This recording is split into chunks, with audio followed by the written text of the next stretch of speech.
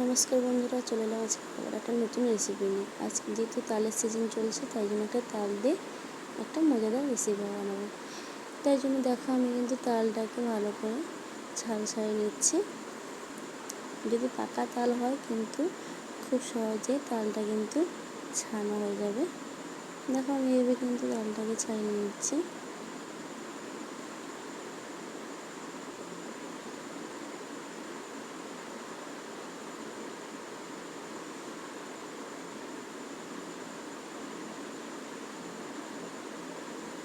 দেখো, আমার কিন্তু তালটা ছাড়ানো হয়ে গেছে। দেখো, তালের মধ্যে কিন্তু এখানে 3টে বীজ আছে। আমি কিন্তু হাত দিয়ে ভালো করে আলাদা আলাদা করে নিচ্ছি।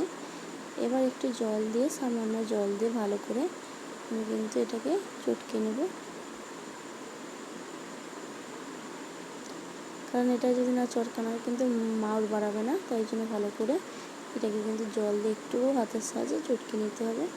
দেখো, আমি কিন্তু এখানে একটা ছিদ্র থালা নিয়েছি। আমি সেই ছিদ্র থালা দিয়ে ঘষবো।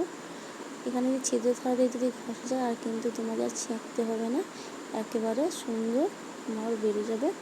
দেখো, আমি কিন্তু থালা দিয়ে এখানে সুন্দর, তোমার যদি এখানে থালা না থাকে তোমরা কিন্তু প্লাস্টিকের পালি দিয়েও ঘষতে পারো, তাতেও কিন্তু সুন্দর মাড় বেড়ে যাবে।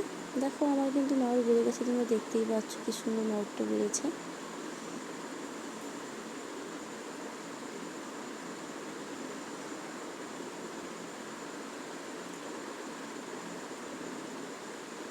আমার কিন্তু মাড়টা কি সুন্দর প্লেন হয়েছে, কিন্তু এখানে দেখছো এখানে কোনো সুতো নেই। তালের বেশ সুন্দর মাড়টা বেরিয়েছে। চলো, আমি কিন্তু এবার গ্যাসটা ধরে কড়াইটা বসিয়ে দিলাম।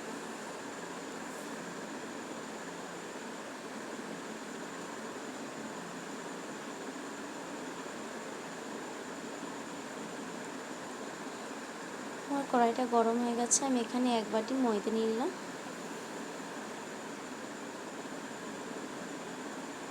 আমি এখানে কিন্তু শুকনো কড়াই ময়দাটা নিয়ে একটু ভালো করে নাড়িয়ে নিচ্ছি। আমি এখানে 1/2 বাটি সুজি নিলাম, দিয়ে আবার একসঙ্গে ভালো করে নাড়িয়ে নেব।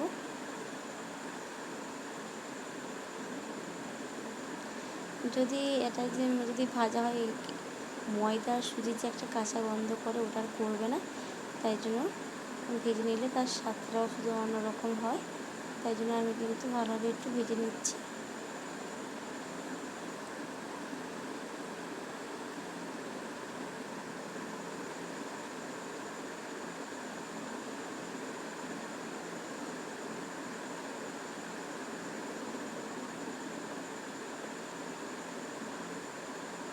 দেখতে পাচ্ছ কি কত সুন্দর ভাজা হয়ে গেছে আমার কিন্তু এটা। আমি এখানে 2টো এলাচ মুখ ফাটিয়ে দিয়ে দিলাম, দিয়ে আবার একসঙ্গে নাড়াচাড়া করে নিলাম। আমি এখানে 1 বাটি তালের মাড় নিয়েছি। মাড়টা নিয়ে ভালো করে একসঙ্গে মিশিয়ে নেব।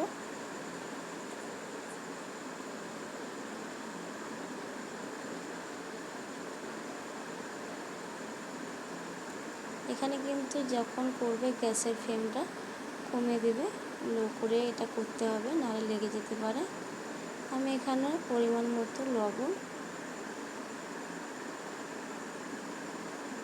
অল্প লবণ নিলাম, কেন নুনটা দিলে তার স্বাদটা অন্যরকম হয়, তাই জন্য একটু হালকা অল্প লবণ দিতে হবে।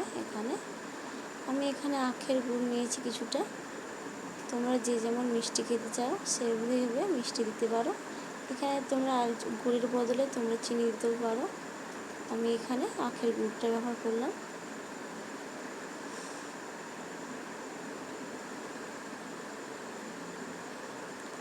আমি এবার আখের গুড়টা দিয়ে ভালো করে একসঙ্গে সব মিশিয়ে নেব।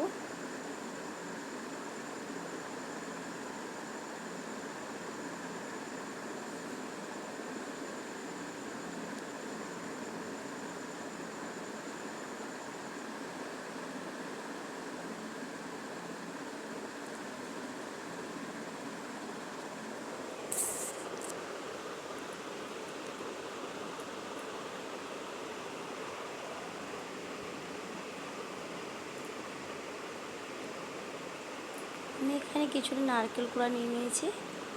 নারকেল কোড়া দিয়ে আবার একসঙ্গে মিশিয়ে নেব।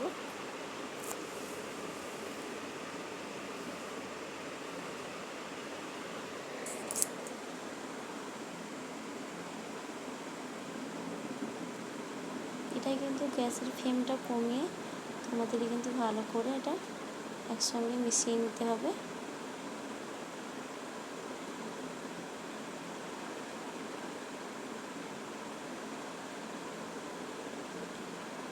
আমি কিন্তু এবার গ্যাসটা বন্ধ করে দিয়েছি। গ্যাসটা বন্ধ করে আমি একটা থালায় নামিয়ে নেব।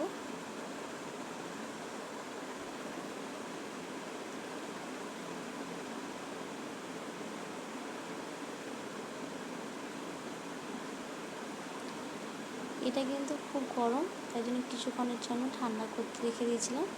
একটু ঠান্ডা হয়ে এসেছে, তারপরে ভালো করে হাতের সাহায্যে ভালো করে ঠাসিয়ে নিতে হবে। এটা খুব কিন্তু ঠান্ডা করা যাবে না, হালকা হালকা গরম থাকা অবস্থায় এটা কিন্তু ভালো করে মাখিয়ে নিতে হবে।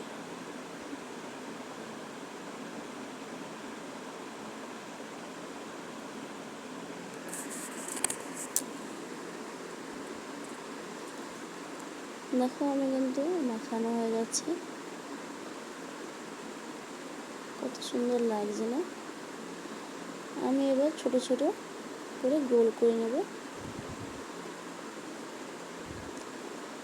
আমি এখানে গোল গোল করছি, তোমরা যেমন খুশি শেপ দিতে পারো।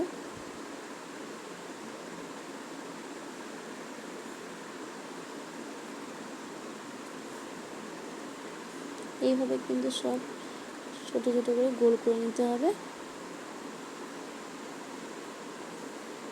দেখো আমি কিন্তু সব একসঙ্গে গোল করে নিয়েছি। এবার আমি সেই ছিদ্র থালাতে কিছুটা ঘি মাখিয়ে দেব। তোমরা ঘির বদলে সাদা তেলও দিতে পারো। এখানে ঘিটা দিলে তার সেন্টটা খুব সম্পূর্ণ আলাদা হয়, তাই জন্য আমি এখানে ঘি দিলাম। তোমরা ঘির বদলে সাদা তেলও দিতে পারো। আমি এখানে কিছুটা ঘি দিয়ে আমি ব্রাশ করে দিলাম থালাটার মধ্যে ভালো করে, যাতে না লেগে যায়, তার জন্য।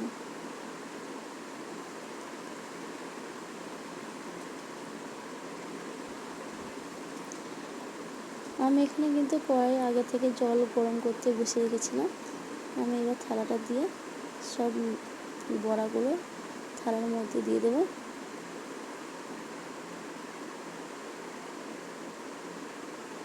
আমার কিন্তু সব বড়াগুলো কিন্তু দেওয়া হয়ে গেছে, তুমি দেখতেই পাচ্ছ। আমি এখানে 15-20 মিনিটের জন্য ঢাকনা দিয়ে সিদ্ধ করে ভাপিয়ে নেব। দেখো আমি 15-20 মিনিট পর ঘুরে এলাম। দেখো আমার কিন্তু মিষ্টিটা খুব সুন্দর হয়েছে বড়াটা, তুমি দেখতেই পাচ্ছ। এবার এটা আমি ঠান্ডা করে নামিয়ে দেবো। কেমন হলো কমেন্ট করে জানাও।